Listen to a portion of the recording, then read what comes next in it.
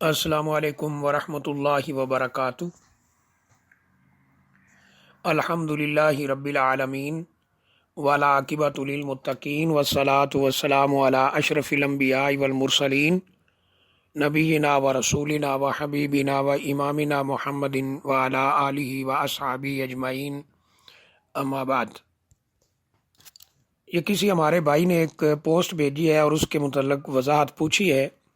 اور یہ بار بار پوسٹ بھیجی جا رہی ہے اور یہی سوال بار بار دہرایا جا رہا ہے۔ پوسٹ کے اندر یہ لکھا ہے کہ رسول اللہ صلی اللہ علیہ وآلہ وسلم نے فرمایا کہ قیامت اس وقت تک قائم نہیں ہوگی جب تک بیت اللہ شریف کا طواف رک نہیں جاتا، اور موجودہ تناظر کے اندر جو کرونا وائرس کی وجہ سے بیت اللہ شریف کا طواف روک دیا گیا محدود انداز میں، تو اس پر یہ پوچھا جا رہا ہے کہ آیا یہ نشانی پوری ہو گئی ہے اور عن قریب قیامت آنے والی ہے، اور لوگ اس بارے میں بہت پریشان بھی ہیں اور وضاحت مانگ رہے ہیں، اور یہ کہا گیا کہ اس کے بارے میں جو صحیح نقطہ نظر ہے وہ پیش کیا جائے۔ اس سلسلے میں سب سے پہلی بات تو یہ ہے کہ بیت اللہ شریف کا طواف مکمل طور پر بند نہیں کیا گیا ہے۔ ہونا تو یہ چاہیے کہ سوشل میڈیا کے اوپر یا جو بھی لوگ ذرائع ابلاغ سے تعلق رکھتے ہیں یا سوشل میڈیا پہ کام کر رہے ہیں اور اس طرح کی خبریں آگے پیچھے ٹرانسفر کرتے ہیں، وہ پوری بات صحیح طریقے سے جس انداز سے ہے اسی انداز سے ٹرانسفر کریں، کیونکہ یہ ایک انتہائی اہم ذمہ داری ہے۔ تو بیت اللہ شریف کا طواف مکمل طور پر بند نہیں کیا گیا، 1 منٹ کے لیے بھی بند نہیں کیا گیا۔ ہاں، یہ کیا گیا تھا کہ کچھ دن مطاف کے اندر طواف پر پابندی لگا دی گئی تھی، بیماری جو یہ کرونا وائرس کی وجہ سے پھیل رہی ہے اس کے پیش نظر حفاظتی تدابیر اختیار کرتے ہوئے اس پر پابندی لگائی گئی تھی کہ مطاف کے اندر طواف نہ کیا جائے۔ جب مطاف میں طواف پر پابندی لگائی گئی ہے اس وقت بھی گراؤنڈ فلور جو مسجد الحرام کا ہے اور اس طرح فرسٹ فلور اور کے اندر اور سیکنڈ فلور چھت وغیرہ سب کے اوپر طواف ہوتا رہا ہے، اور مکمل طور پر طواف کو بند نہیں کیا گیا۔ یہ بالکل یعنی لوگوں کو مس گائیڈ کیا جا رہا ہے۔ ہمارے قریبی بھائی دوست ساتھی وہاں ڈیوٹی کرتے ہیں اور اس طرح دیگر ذمہ داریاں وہاں سر انجام دے رہے ہیں، ان سے ہر وقت یہ معلومات لی جاتی رہی ہیں، ہم رابطے میں رہے ہیں، ابھی بھی ہیں۔ تو ایک لمحہ کے لیے بھی ایسا نہیں ہوا کہ طواف مکمل طور پر بند کر دیا گیا ہو۔ ہاں، یہ ہے کہ طواف کو محدود کیا گیا ہے، صرف مطاف میں طواف پر پابندی لگائی گئی تھی، اور وہ بھی الحمدللہ اب یعنی محدود انداز میں کھول دیا گیا ہے۔ 200-300 لوگوں کو آگے بھیجا جاتا ہے اور وہ طواف کر کے اگلے لوگ نکل جاتے ہیں، تو کچھ اور بھیج دیے جاتے ہیں،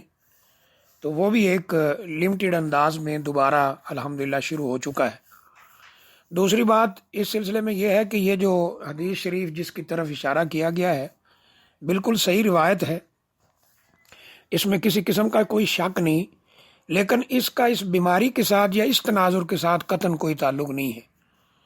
بیت اللہ شریف کا طواف پہلے بھی بعض وجوہات کی بنیاد پہ روکا گیا ہے، مکمل طور پر بھی روکا گیا ہے، محدود انداز میں بھی روکا گیا ہے، اور یہ ایک دفعہ نہیں ہوا، کئی دفعہ ہوا ہے۔ جیسا کہ کرامتا نے جب حملہ کیا تھا تو تب بھی بیت اللہ کا طواف روکا رہا، اس طرح اور بھی کئی مواقع کے اوپر بیت اللہ شریف کا طواف رکا رہا۔ بعض دفعہ سیلاب اتنا شدید آیا کہ لوگ طواف نہ کر سکے، اور اس طرح کے کئی واقعات، لڑائیوں کے اندر بھی، بعض ان وبائی امراض کی وجہ سے بھی مکہ میں کئی دفعہ ایسے ہوا ہے کہ بیت اللہ شریف کا طواف مجبوراً روکنا پڑا احتیاطی تدابیر اختیار کرتے ہوئے، یا پھر دشمنوں کے غلبہ کی وجہ سے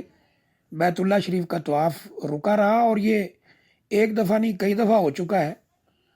لہٰذا کسی وبائی مرض کی وجہ سے یا احتیاطی تدابیر اختیار کرتے ہوئے یا اس طرح کی کسی پرابلم کی وجہ سے طواف روک دیا جاتا ہے تو اس کا اس حدیث سے کوئی تعلق نہیں ہے۔ لیکن پھر بھی یہ بات دوبارہ عرض کریں گے کہ بیت اللہ شریف کا طواف اس دفعہ یعنی یہ جو ابھی کرونا وائرس کا مسئلہ بنا ہے اس میں روکا نہیں گیا ہے بلکہ محدود کیا گیا ہے۔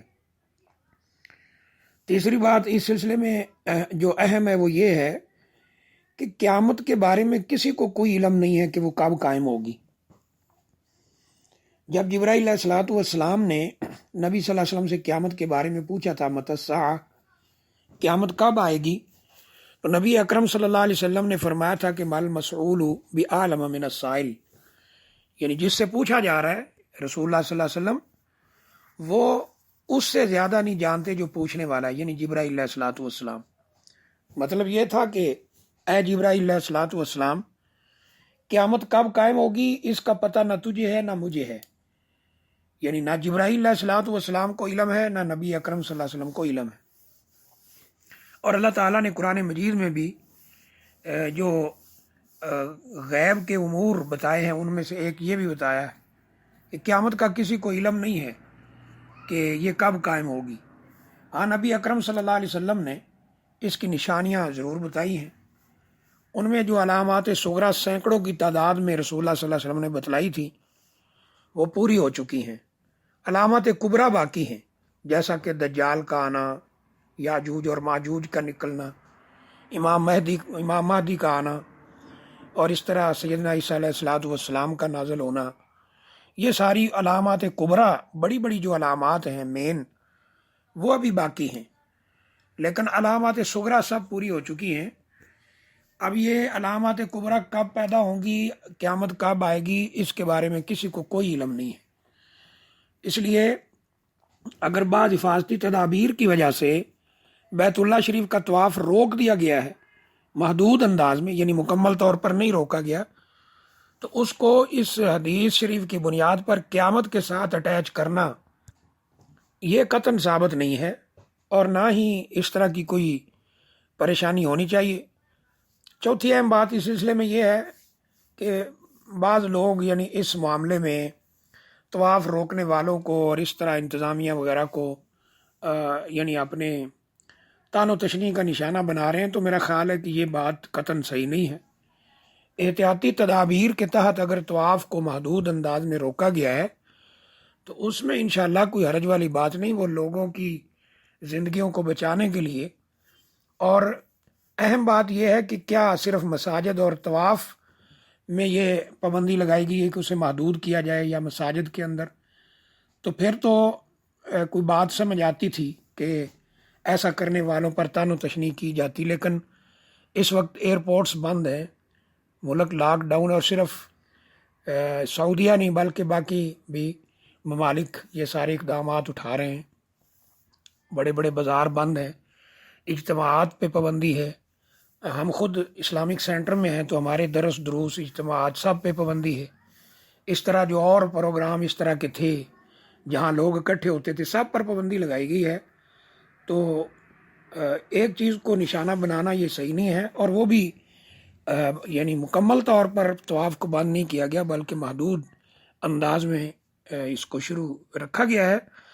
تو اس لیے ہم اللہ تعالیٰ سے ہمیں دعا کرنی چاہیے، استغفار کرنا چاہیے، اللہ تعالیٰ سے توبہ کرنی چاہیے، دعائیں کرنی چاہیے کہ اللہ تعالیٰ اس پریشانی کو ختم فرمائے، اور حرمین شریفین اور مساجد اللہ تعالیٰ ان کی رونقیں دوبارہ واپس لائے۔ یہ ہمارے گناہوں کا نتیجہ ہے، اللہ تعالیٰ کی نافرمانیوں کا نتیجہ ہے، جو سبب ہے اس کی طرف ہم توجہ کرنے کے لیے تیار نہیں ہیں،